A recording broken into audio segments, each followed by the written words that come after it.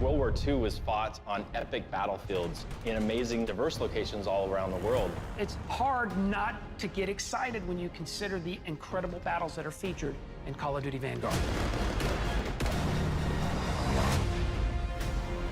So many people that come together to create Call of Duty Vanguard. It was a privilege to be able to work with all these teams to build a world that feels authentic. Even though this is a fictional story, if the world feels right and is believable, it pulls the audience in. The team showed a lot of passion to come together to deliver this game. In Call of Duty World War II, we were telling more of a story of one U.S. Army infantry unit and their experience. With Vanguard, we're telling something entirely different. There's people that often seem to be forgotten when it comes to World War II. Some of the most dynamic stories are the stories of those people who are in the shadows, who've been shunted to the side by history. You play in different places, you experience different things, and it feels substantially different because of the visual styles we've been inspired by. There were so many amazing battles all across the world, often tide-turning battles, moments like Midway in the Pacific, North Africa, and Stalingrad. There is so much more of World War II that still needs to be told.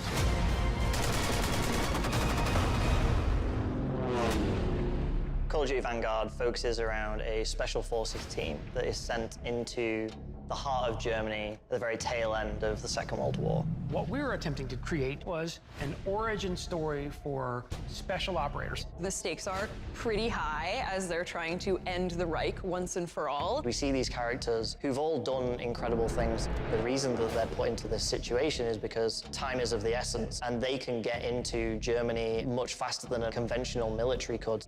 In our fictional story, the Allied leaders had heard about an operation called Project Phoenix. So they assembled this team to go in and stop it. We have 5 main characters in Call of Duty Vanguard.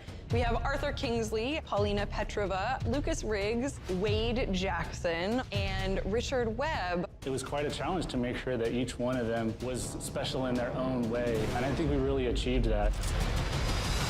Our team leader is Arthur Kingsley. Arthur Kingsley starts the war as a British paratrooper. We based him on Sidney Cornell, who was Afro-British, and he served in the British 6th Airborne Division. His journey is really all about becoming a leader during the events of Operation Tonga. He is, I think, one of the most creative and complex characters that I certainly have ever encountered in games. To see a character like Arthur Kingsley exist, particularly in a Call of Duty franchise, it just blows my mind.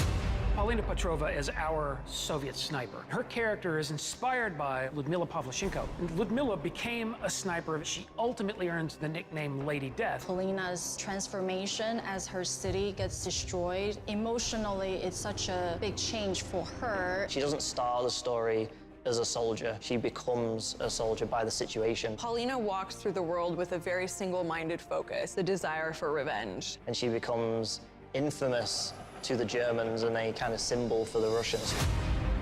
Our Lucas Riggs character is inspired by men who actually experienced the siege of Tobruk during the Second World War. These Australian fighters, the Wraths of Tobruk. And Lucas's story is one of rebellion against authority. The British, who commanded his forces, didn't really treat the Australians with the same level of respect as they did the other British soldiers. It's a very underdog story.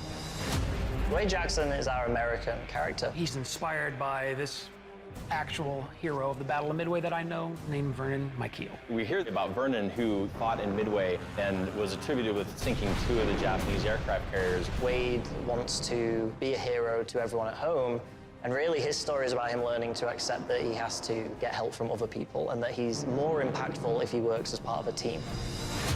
Richard Webb is inspired by Terrence Otway. Otway was an officer commanding the 9th Parachute Battalion. We took a lot of inspiration on our Operation Tonga level in the game, and Richard Webb was a big part of that. Richard Webb and Arthur Kingsley, they're serving together on D-Day as British paratroopers, and then they ultimately become critical members of this special operations team.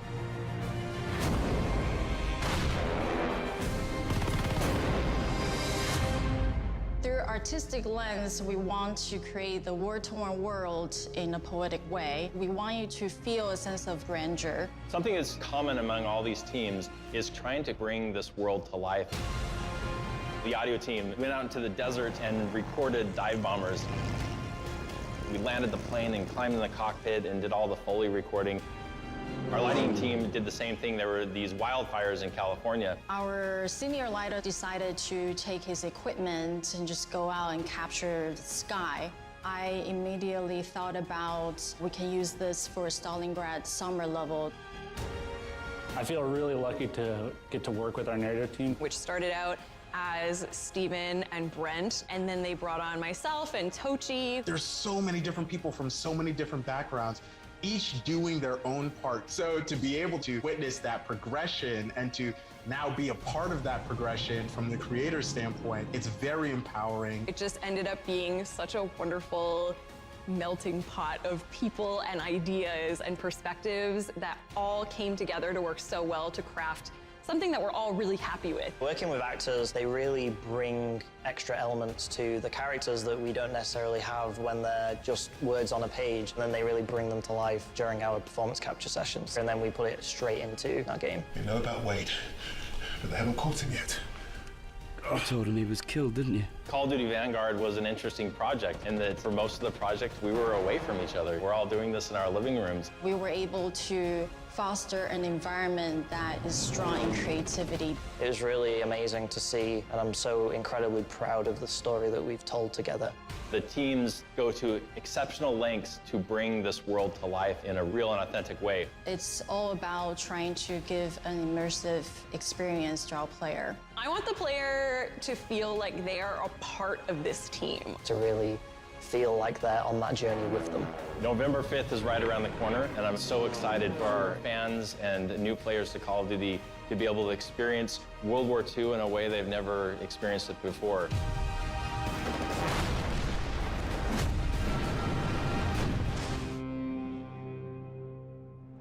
Going back to World War II with Call of Duty Vanguard, it was very important to make sure that we had a canvas that was large enough to tell this story that's really about all these different theaters of war and how all these people came together.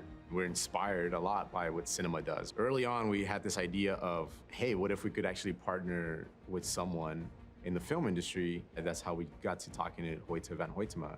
It's allowing us to bring in some of his sensibilities and his philosophies into our format. It just has a very different set of rules and a very different set of sort of philosophies as if you would be making a movie. But what if you would approach this game as if it was a movie? You would start thinking about its concepts and about its colors and about its cameras and about its angles as if you were doing a film. And that is a very different mindset. I think if anything, it was just a huge learning experience for like the whole team. And I think film breaks a lot of walls, and incorporating more film concepts help us break our walls. Growing up in an art background, I think the first thing you try to learn is how to make things look better. You chase this idea of, beauty. And so in my initial conversations with Hoyte, that's one of the first things that he challenged. In working with Hoyte, one of the things he really cared a lot about was creating these honest images. We wanted to create images that didn't have anything that didn't need to be there, that distracted from the purpose of that scene. Don't do everything because you can. It's much more important to keep your restraint and do as little as you need to do in order to help that build up to that moment that you really want to show fireworks. We've worked with Company 3 in the past who've color graded a lot of our games. Going back to Advanced Warfare, I mean, they did some amazing stuff.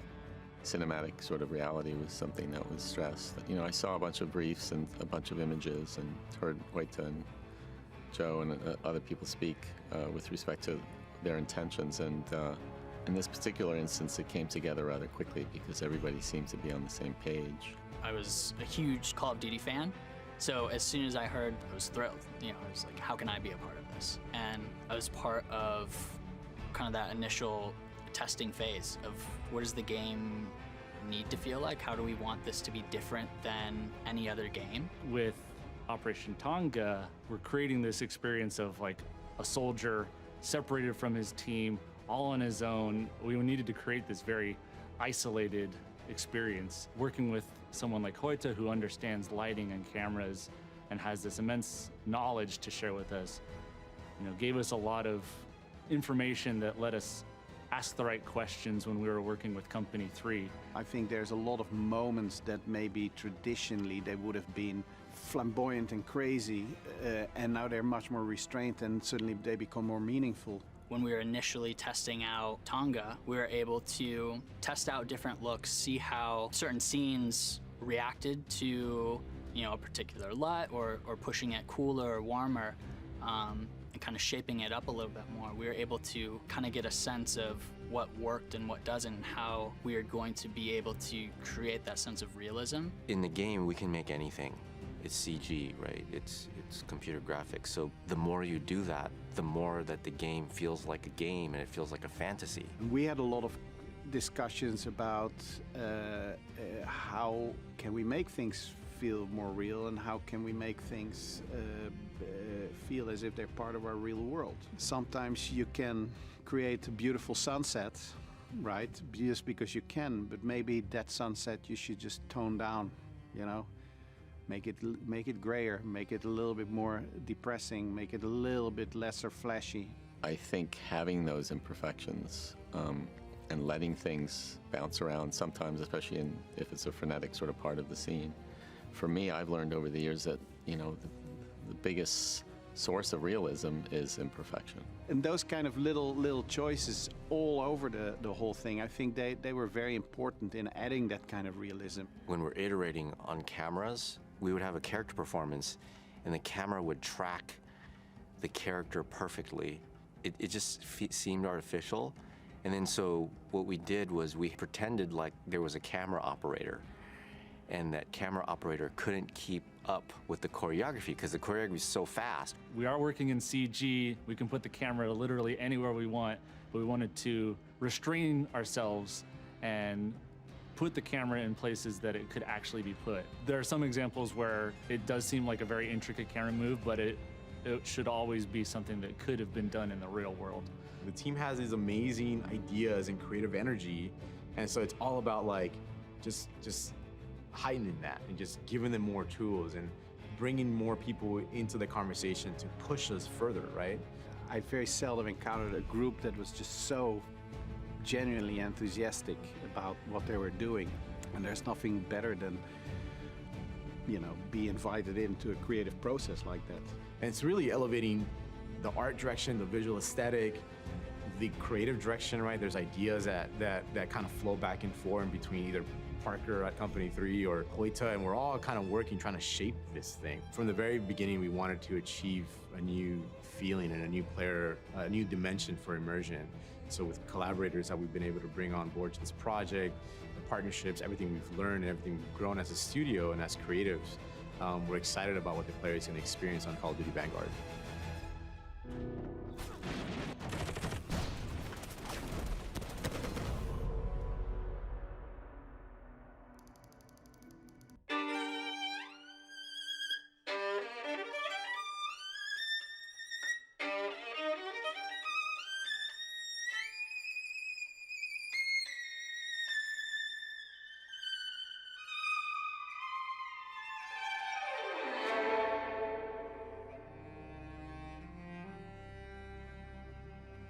What I wanted for the game was something new, to feel smaller, and you know, we were telling is a human story of individuals, and we wanted the music to do that, not just be big and orchestral all the time. When you first reached out to me and the possibility of working on Call of Duty Vanguard came up, I was like, okay, you want a big orchestral sound, I could do that. But then when I got into it with you and we started really like digging into the details, I could see the vision that you had, which was smaller instruments that actually cut through the mix more than the big orchestral colors. The idea to go really big is always a starting point. But what's interesting to me is when you start smaller, you can get these voices, these sounds, this texture that cuts through. It's like a laser beam cutting through all the sound effects. I like dynamic range. I like things to stand out, right? And I like letting everything else take a back seat and let that stand out in the mix and take the forefront. And it just feels gritty and dirty, but in a really cool and interesting way. And I wanted the same for the score. For one of the first times in my career, I recorded before we really wrote anything. Before you wrote a note. It was very almost improvisatory. We were just getting textures. We had this body of work, this collection of agitated, strange string ensemble textures. We didn't have the score, we had the starting point. From there, it broadened out and we brought in more players. And we now had the template set for how to approach them with a combination of material that was written in advance, notes on the page that they would play, and then we'd ask them for their input. We'd ask them to improvise. And I think that that kind of collaboration between everybody at Sledgehammer, myself, and the players, that's what yielded this really unique sound in Vanguard. I loved that you wanted to work like that, right? I love, because again, experimentation is exactly how I work. We wanted to do something different, and for me, there's always a bit of trepidation in doing something like that, right? Because it's like, oh man, this is Call of Duty, and there's a certain sound that is usually associated with Call of Duty, and we want to sort of break that mold and do something entirely different.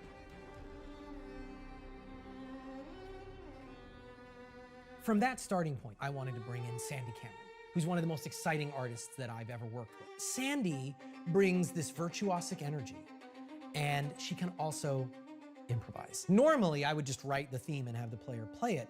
But in this case, in the spirit of doing that improvisation, I wrote a bunch of stuff. And we wouldn't decide what Paulina's theme would be until we had the audio of Sandy playing it, and we dropped it in, and it happened organically. Then these notes under her fingers, that's Paulina's theme. It's powerful because I think the player and the audience recognizes that quickly. Whenever that violin comes in, right? You know it, you hear it, it's so clear, it cuts through, and it becomes this powerful moment of feeling the internal dynamics of this character and what they're feeling. What's neat about Vanguard is that we have all these intimate, raw, scratchy, personal moments, but when we want to be more heroic, when we want to be more emotional, when our heroes come together, in these surgically selected moments, we have this huge orchestra recorded at Abbey Road in London, recorded like a gigantic Hollywood movie. This is very much an epic, soaring, bombastic orchestral score. It's when we choose to do that that I think sets apart Vanguard. Yeah, I think the score in what we did, I think really elevates music in our game in a really powerful and interesting way. We started this whole thing wanting to take some risks, wanting to do something to change the sound, to be risky, bold, and experimental, but deep down inside, I'm hoping that it just becomes part of Call of Duty. I want them to have this emotional experience and just go, oh, that's what Call of Duty sounds like. Because it's a feeling more than an actual sound. It's the emotion, it's the soul of the story. And if it can accomplish that, if players will play this game and they will feel sort of infused in the story and really understand and feel the emotions of these characters, and if music can help that, and if music can pull people along in that storytelling, then I think it was incredibly successful.